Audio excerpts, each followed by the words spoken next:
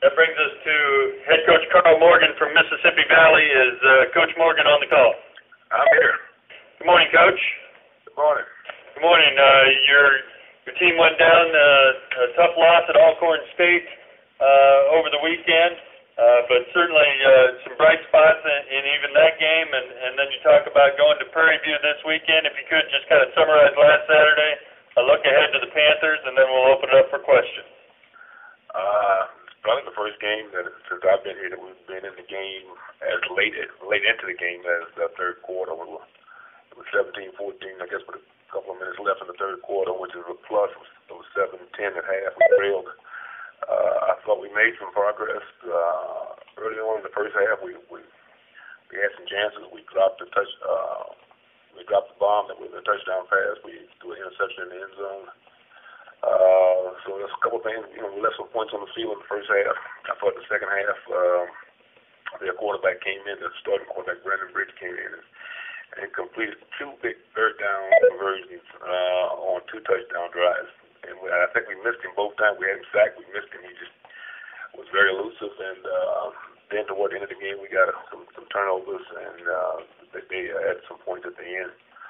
But I thought, just from a standpoint at halftime, I thought, hey, man, we're gonna win a game. It was 10-7, and like I said, we're close to winning the game. We're close to breaking through.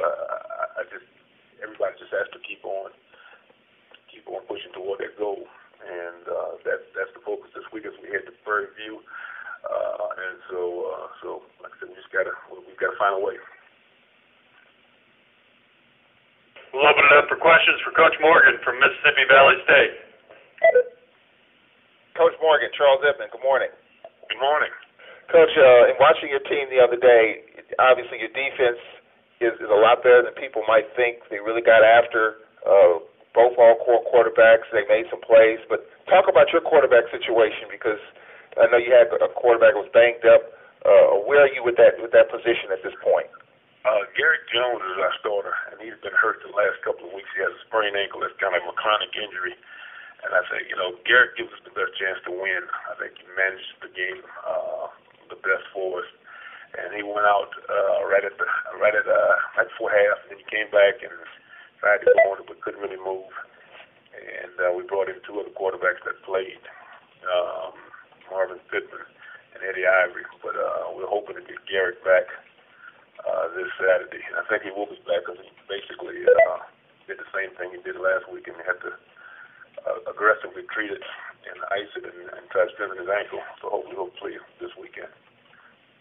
Well, lessons learned. What did you tell your team? I mean, it was a close game, through three quarters, and the Braves made some plays, but you said your team's coming close. What was your message to your team in the locker room? Well, the thing is, this is a critical time as far as, you keep pushing ahead or you start, dividing up.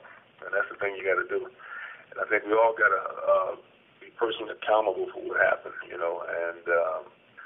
we used a couple of timeouts in the first half that were on me because we didn't work a personnel grouping against, we didn't work our goal line defense against their 32 personnel. They came out in 32 and kind of shocked me. And so we had to take a couple of timeouts. And if we had those timeouts, we had a chance with the ball toward the end of the half, last series of the half, we could have possibly called the timeout and tried a field goal. So like I said, we all got to look inward, and they hang in there. Like I said, it's close. So I think we're better. I honestly do believe that, and I think we just got to get to that first elusive victory. And you get one, it's too easy to get. Coach, how would you characterize your defense? Because you all were swarming, you all were making plays, and there's a couple of turnovers in there that you all got. Really, I think hanging your hat on your defense to your offense gets cranked up a bit. How would you characterize your D? I think all of us got to be more consistent. I think that drive right out the second half, like I said, we got to be more consistent on defense. Offensively, we made some plays offensively. We got to make them, at the right time. Also, we got to make the right plays on defense at the right time. We had two big 3rd and 10s, and they completed both of them and went on to score. We get off the field on those two 3rd and 10s. It's a different game, and I think two big plays back to back, Ray. You know, the one down the sideline, the first touchdown that the second team quarterback threw. I thought that was, I thought it was pass interference. To be honest with you, I thought the guy turned loose, pull our guy down, but hey, you know, we saw it on film, but you know, it's over. And then the other one was the busted coverage. You know, and big plays was a problem for us last year. It was positive to get some turnovers. We got forced three turnovers. We also gave up 3 turnovers. It turned out to be a 0. You know, but we're still behind. We're still way behind in the turnover margin for the team. I think we're -8. And that was, like I said, that was the best thing we did last year as far as an overall team, offensively and defensively, was not turn the ball over and force turnovers. So we can't be. We got to be a plus in the plus minus. And I thought special teams was, you know, I thought we won that part of the game. We blocked a PAT, we recovered a fumble, and they didn't really hurt us with their returns. You know, so we just got to be more consistent on offense and defense at the right times. Coach, your running game, though, it really took shape against Alcorn. Batiste runs for 118, and as a team you run for 167. You got to be pleased with that, especially with as banged up as you've been at quarterback.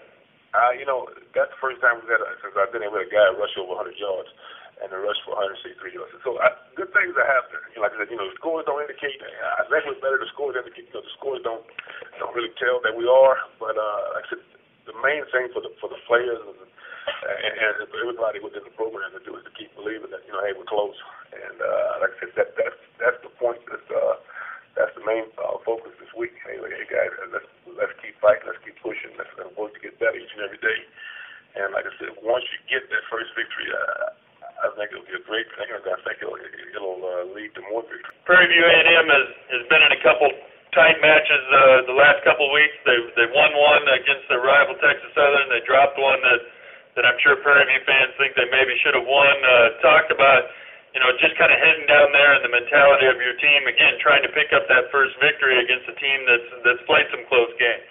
Yeah, and you know, they'll be very motivated playing at home, and they're looking for wins in the conference also. And I'm sure they're saying, hey, we got Mississippi Valley coming, so we got a real good chance they will win. And the thing we got to do, we got to travel down there well. It's a long trip.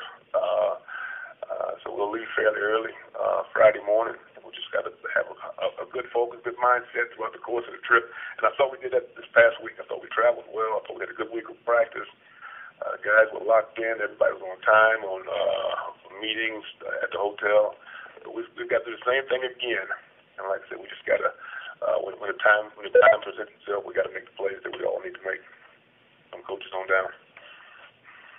Well, Coach Morgan, piggybacking off that theme, just the attitude right now of your team, heads down because you dropped another one, or hey, we were in the game, we just didn't get over the hump, we just got to make a few more plays. What's the team's attitude? Well, hopefully it's the second one. We haven't met yet. You know, Sunday's an off day, so we'll meet back at 3:00 today, and that's the message I'm going to push. You know, and hopefully the leaders of this team will also buy into that and push that also. You know, it's frustrating here.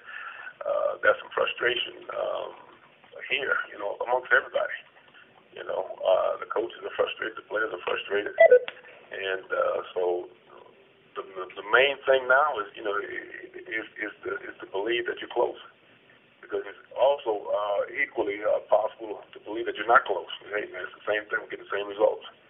You know, so that's the big sell. And hopefully that's the big buy this week.